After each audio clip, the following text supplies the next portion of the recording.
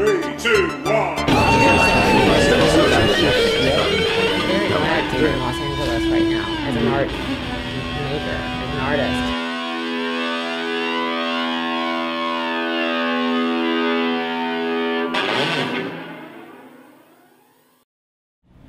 We're in Long Island City, New York, and talking to Ian Burns, who is an Australian artist who's lived here for 14 years and is originally from Newcastle in New South Wales. So, Ian, in your work, to what extent is the actual hands-on production of the pieces themselves a part of the thinking process? Oh, it's huge. You know, I mean, there's a lot of talk in Australia about what fine art, you know, studio practice research is. Yeah. And there's a lot of insecure responses and running to the library. And I mean, that's, you know, that's important, but I mean, substantive studio art research occurs in the studio. You build stuff and things happen.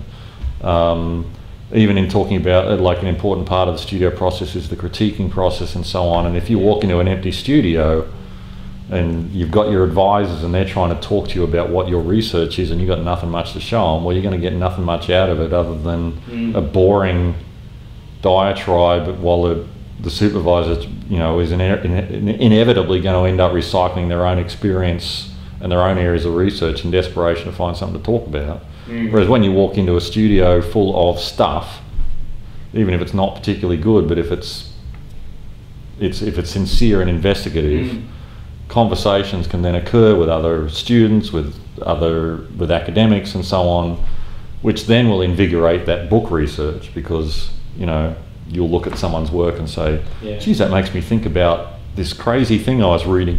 Or this movie I saw, or this song I heard when I was 17.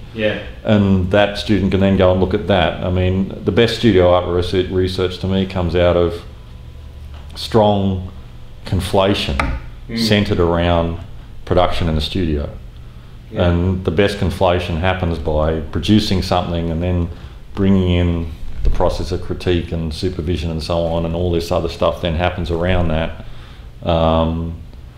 But I've had my arguments with academics in teaching studio art in Australia who have this idea that the first thing the student should do when they start a research degree is run to the library, which to me is frankly a crock of shit. You know, you surprise yourself with what you produce in studio and you test your sincerity.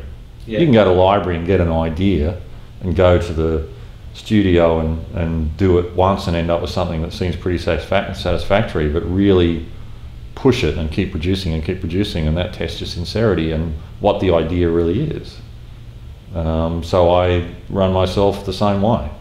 You know, studio practice is where it is at, and then what happens from around that when the work is shown or when people come here or whatever and look at stuff, then I can conflate and build. But I believe in, I think studio artists are in a wonderfully privileged and historically significant research position because they have the freedom to do what, you know, those toffs, if you like, used to do at the old school university, where they can just conflate all sorts of knowledge and sit round and show each other what they've learnt, both physically, and talk about it, and just continue this conflation without this pressure of applied knowledge. And out of that, really exciting new knowledge can occur. How important is, I was going to say how important is criticism? That's an obvious question. I think how important, a better question really, is how important is the capacity to take on board criticism and do something with that? Oh, I mean, critiquing is a critical part of studio practice. But the first thing I would say as having been a teacher or so on is that a nugget of advice I got from my master's supervisor was critique is only useful if you know where it's coming from. Or to paraphrase William Burroughs, all advice is a form of nostalgia. Basically, that you have to understand and know the person that's giving the critique for it to make much sense. You know, I'm not, you know, I mean, I could have some uber famous artist walk in here and say X, Y, Z about my work, but actually that's a bad example because you have a certain idea about those people sometimes which can be pretty accurate and you can process what they say. Yeah. But, you know, when you're in a class, say, you know, when you're working with your supervisor for your PhD or your master's or whatever, you need to know them to really understand, because the critique's not about agreeing or disagreeing. It's hardly that banal. I mean, it's about processing. I mean, you know, a good critique process will probably leave the student a bit confused for a couple of days, not knowing what they're supposed to take or not. But it's, you know, I always say to students, write down what's said in critiques and write down who said it. And then once you, because then if you look at it and say, well, you know, Mary said this about my work, and it just seemed really insulting at the time, but then when I look at her work, and all her work has this wonderful touch of humour, and actually she really did provide some valuable insights on how I'd failed in this bit that I wanted to be a bit humorous in the work, because she's really good at it, and her comment was actually really insightful, you know.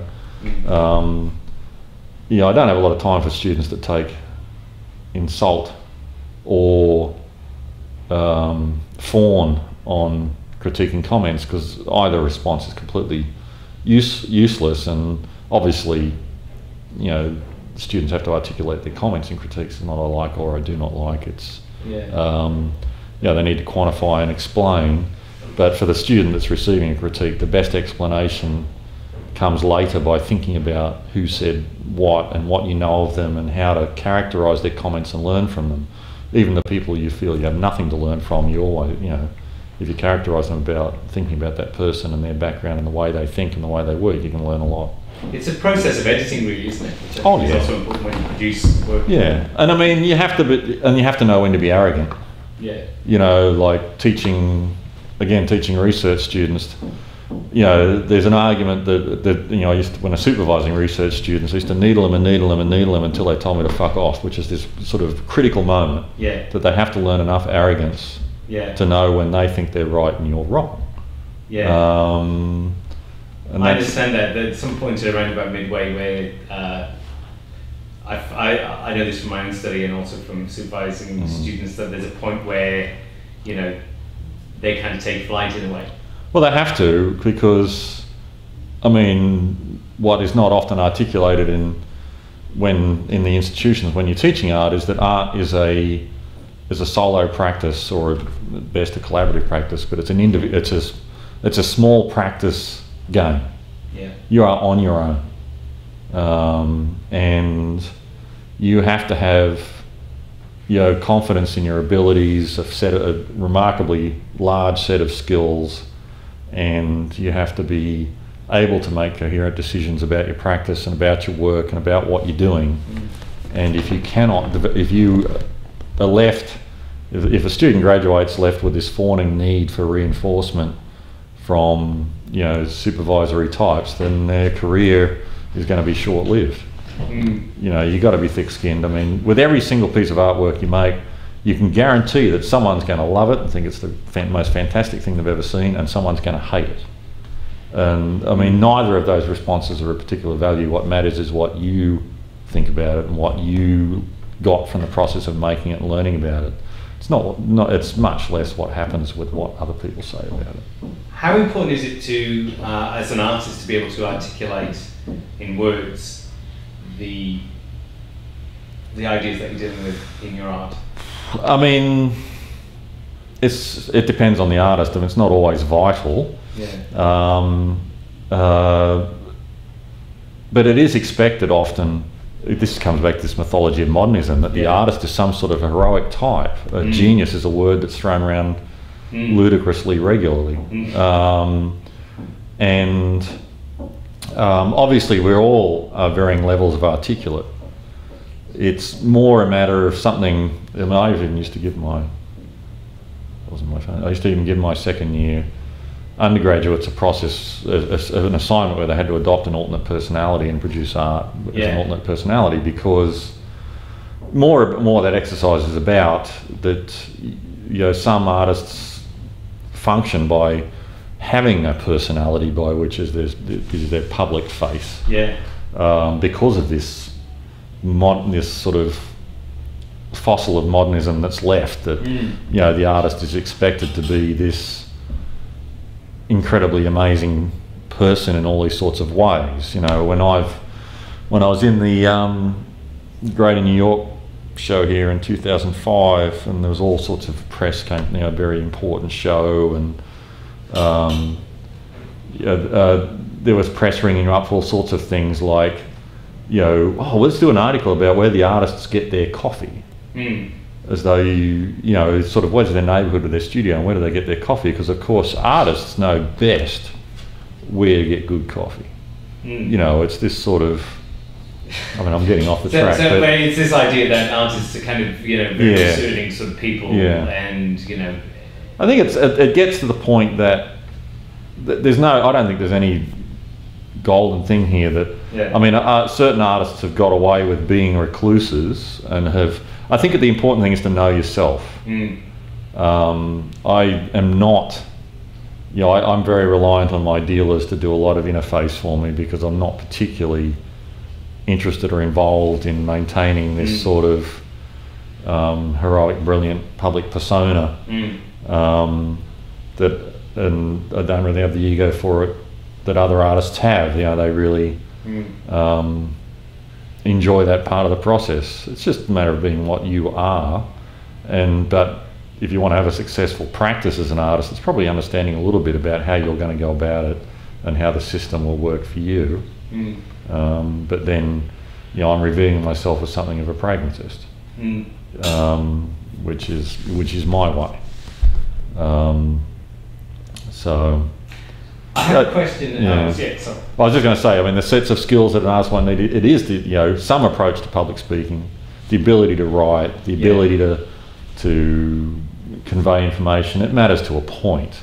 But you know, you have, you know, like Matthew Barney standing up in an interview and saying it's all about tapioca, or, you know, Paul McCarthy grunting through a public speech, you know, like just grunting monosyllabic answers to the curatorial questions through a public program event, but that's all relished. You know, oh, the guy's fantastic, he just grunted, you know. I mean, it is who he is, you know. But anyway, I was going to ask, you mentioned before, as a kind of an example, but this is quite relevant to your work, I think, humour. Your work, to me, seems to have a kind of a humour to it. Can you tell me a bit about that? Well, that's more, I mean, part of my own research and ideas. You know, well, okay, another area where I'm probably afflicted myself with certain modernist ideologies was that, you know, I mistakenly have this idea that artists are supposed to try and do something different to what everyone else is doing. And, you know, a quick review of contemporary practice shows that that's not really true.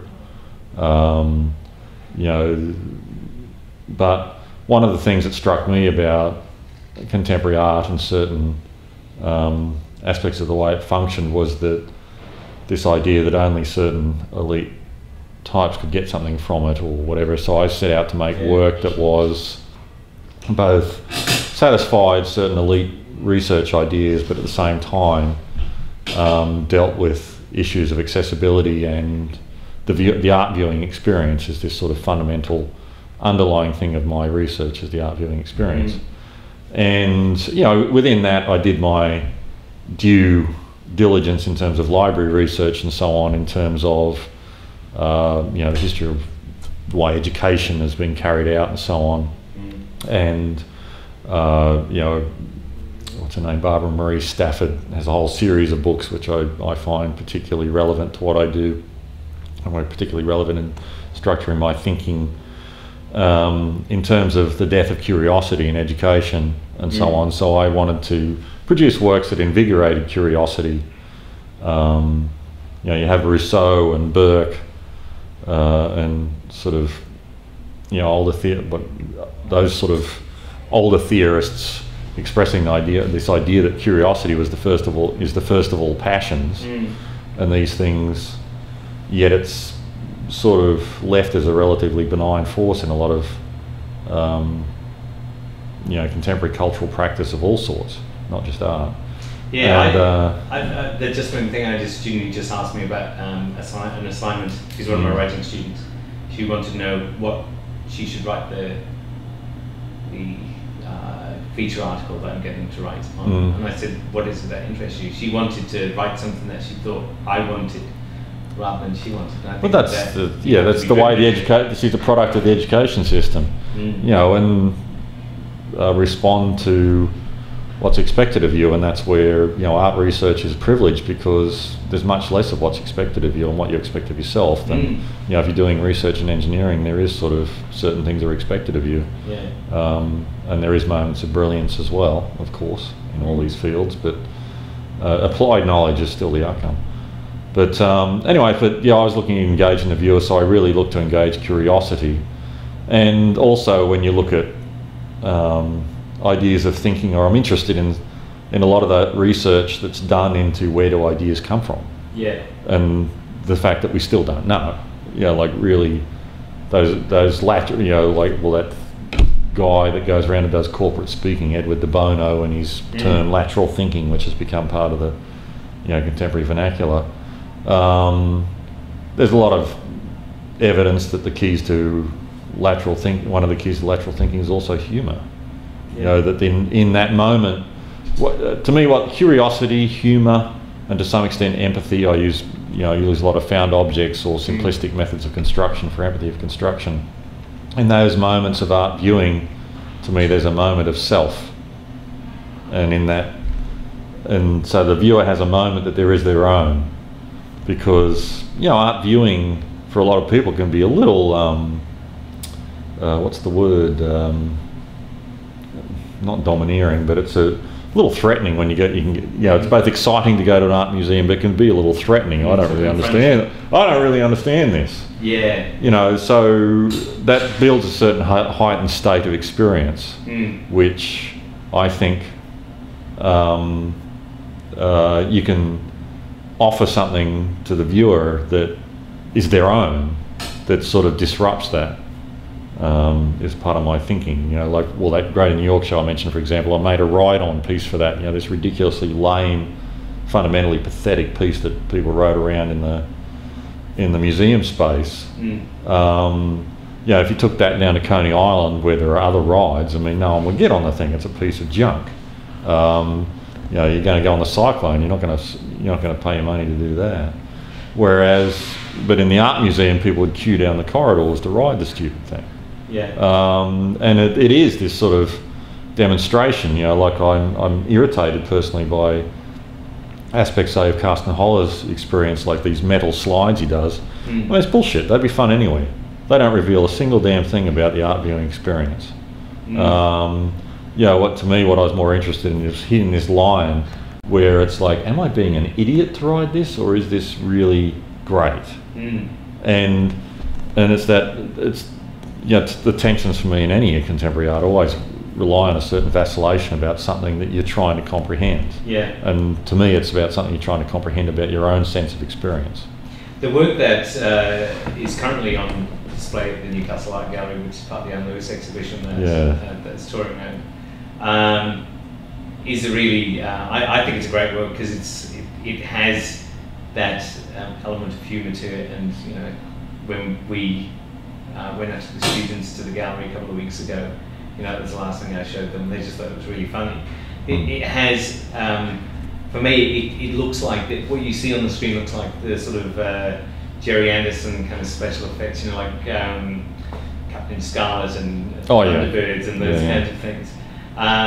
But there is a sort of a sense of it being ridiculous, that you actually have these, you know, plastic chairs that are stuck to the wall, you know, all of these things that surround it, just in order to get this tiny sort of scene happening in the middle. That's then something great. Yeah, I mean, I'm a great believer that the contemporary sublime is one of disappointment. You there's nothing sublime through, cameras go everywhere now. They do everything. Between special effects and so on, there's no limit to the amount of gore, sex, or anything death, anything we can be confronted with. Well, there is still perhaps a bit of the death arguments a bit still there in terms of the real experience of death in contemporary society. But fundamentally, I'd go with the Leotard thing from that thing he wrote in '84 about, the contemporary sublime is one of disappointment. That when you look at our lives today, they are fundamentally ridiculous, and I mean, we are bonkers. It's, so just to take a few materials of contemporary design, mass-made contemporary design, and make something out of them and produce something that alludes to something grand. So it was deliberately, because it was Air Force One, wasn't it? Oh yeah. So it was deliberately Air Force One. Oh yeah, no, I've actually produced a number of works that feature Air Force One because it, to me, is. I remember even being a little kid and finding Air Force One fundamentally ridiculous. That why does the president get a different design on his plane? Okay, it's Air Force One, but why isn't it just painted up like the rest of the Air Force planes? I don't quite get it. Like, why? There's something really odd about that I just constantly find it inescapable that attitude is pervasive and fundamentally silly, and the way we think about leadership roles and the way we think about all these sort of things that the American election typifies. That work was produced, I think, at the time of the American election primaries going on. Leading up to the, was it 07? The 08. 08, yeah. If I remember rightly, the election was in the news a bit, and it's just like, I mean, it makes, I don't know, it just turns it's that the plane should be some sort of, that something as fundamental as a piece of transport should have some sort of iconic thing through this ridiculous piece of design that's done on it. Strikes me as mad. I mean, the first work I produced with Air Force One was actually in 2007, when you could see the pending economic collapse coming, and I went into the bulk Home Depot. It is here, but it's like Bunnings in Australia. This big box hardware store, and all the sponge mops and everything, all the brooms, everything was in the colours of Air Force One. There's actually a pan and broom on the floor there that's the colours of Air Force One. And it just struck me as ludicrous. That are we comfortable with those colours together because of Air Force One, or where's the chicken and the egg? I don't know. I can never resolve it because I've never quite got it why it's stupid to me, but it's really stupid to me. Do you think there's an element of, because you've lived here for 14 years now, there's an element of friction in the choice of Air Force One and in other works that you've done between Australian and American culture, that you live here, but you're still, I would say, very much an Australian artist.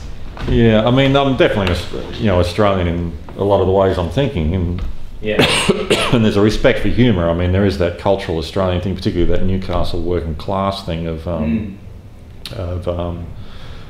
most important things are the things you make fun of. If something's really important, you'll turn it into a joke, which that's not really an American public profile. It's very much a private profile. I mean, I live over in Brooklyn, in a neighbourhood full of second generation Italian Americans, and everything serious is turned into abuse or humour there. I mean, I think that working class sort of idea, I think it's more about who you're trying to communicate with. I mean, it's the carnivalesque history. I don't know that it's uniquely Australian. I think it's more uniquely, I would say, blue collar. Even the most rich and beautiful and expensive commissioned altarpieces from the Renaissance. When you go into the details of the pedella panels, will feature the most ribald, seemingly obvious to the minions of society, topicality, which is making quite overt fun of the person commissioning the altarpiece. I mean, this has always existed. I mean, and I guess it's a lame voice in the end. The Carnivalesque is unfortunately lame. It just keeps us sane. Yeah. And there's something. But it has a political purpose. Yeah, I mean, you know, in the Renaissance, the minions didn't get to vote. Maybe, you know, the Carnivalesque is. I don't think in contemporary society it's been fully explored for its possibilities. But you know, look at the Jon Stewart show. Yeah. I mean, in the United States, it's clearly the best news service. It's the most factual and clear and probably unbiased news service available in the United States. It's a lot, doesn't it? Yeah, and it's pure Carnivalesque, really. Yeah. You know. Yeah. You know, it has a ribald honesty to it. Yeah, it's, I mean, very, very biting political. Yeah, and I mean, he'll have a go at it. You know, it's